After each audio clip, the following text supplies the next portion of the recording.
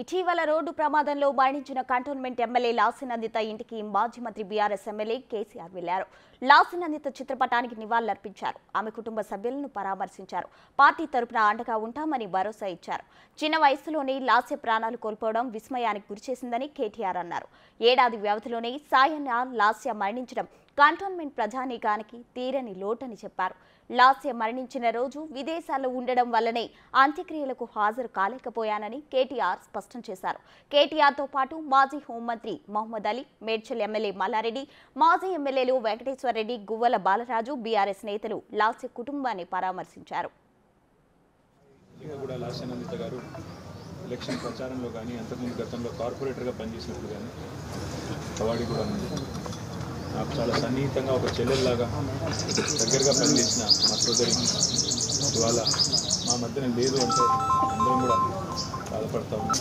సంవత్సరం కిందటనే పెద్ద దిశలా ఉన్న కంటోన్మెంట్కి 5 సార్లు శాసనసభ్యుడిగా పనిచేసిన సీనియర్ ఎమ్మెల్యే సాయన్న గారు సంవత్సరం కిందట వారు మరణించడం, తర్వాత వారి కూతురు దివంగత ఎమ్మెల్యే గారు కూడా అకాల మరణం పాల్గొనడం నిజంగా కుటుంబానికి భగవంతుడు మనోధైర్యాన్ని ప్రసాదించాలని, ఈ శోకాతప్త సందర్భంగా వారి కుటుంబం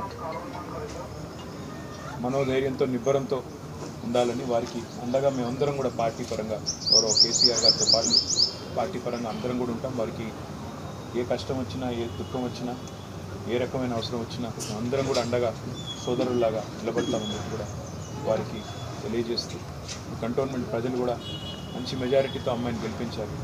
వారికి కూడా ఈ మరణం